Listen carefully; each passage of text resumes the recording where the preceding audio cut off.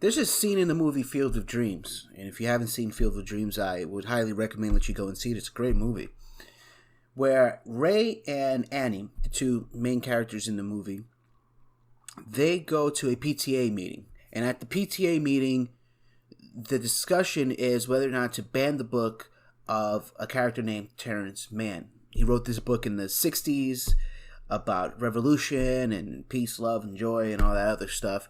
And Annie stands up and gives this impassioned speech in favor of keeping the book, of not censoring or not sanitizing what the children of today could read. And obviously it was because Annie agreed with the message, because I don't know if she would have stood up and so favorably defended other books.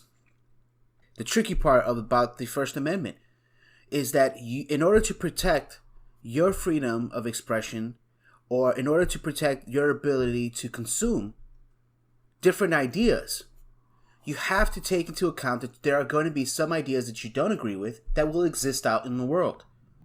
And that's just the way that things are.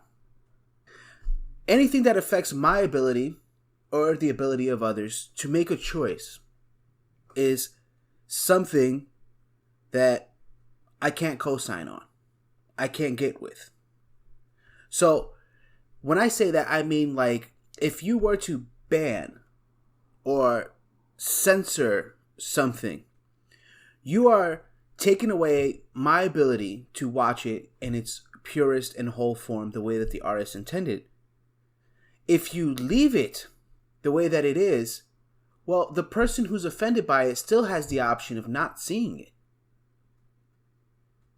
They have the option of either seeing it or not seeing it. Where you're taking away an option from me, the option of seeing it or not seeing it, by censoring it.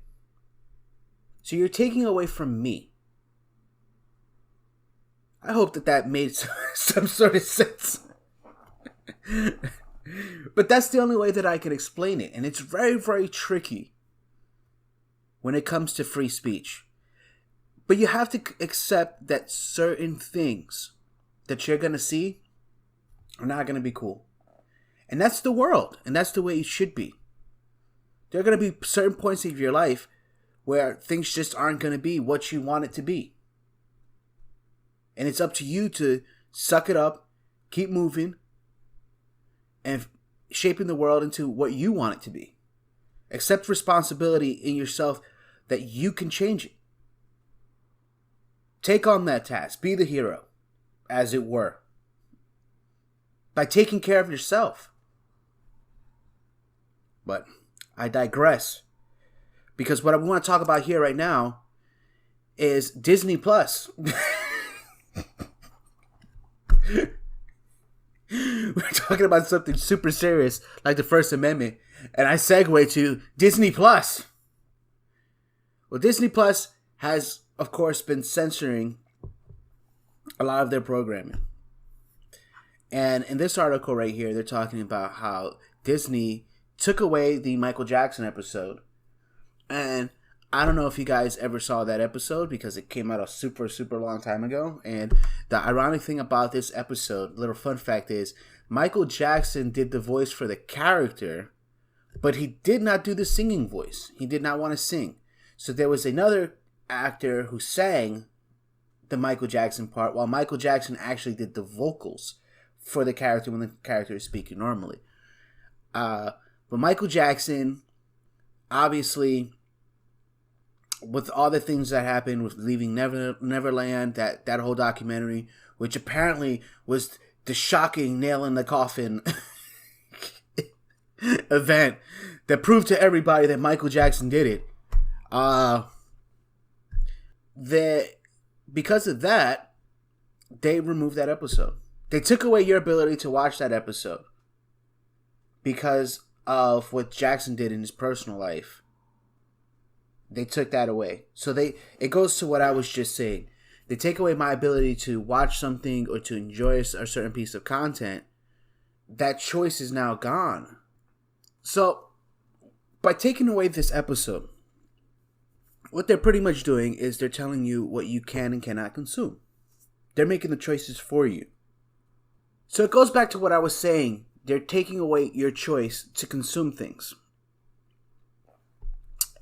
And when it comes to the SJW movement, a little is never enough. And so since a little is never enough, this article is not talking about how great it was that the Michael Jackson episode was removed. Instead, it's saying, well, what about the racist crows and Dumbo? Yes, there are racist crows and Dumbo. That's how the content was originally made. That's how it was originally intended to be shown. You see, if you take away that sort of stuff, see, we can look at it and we can go, gosh, that is super racist.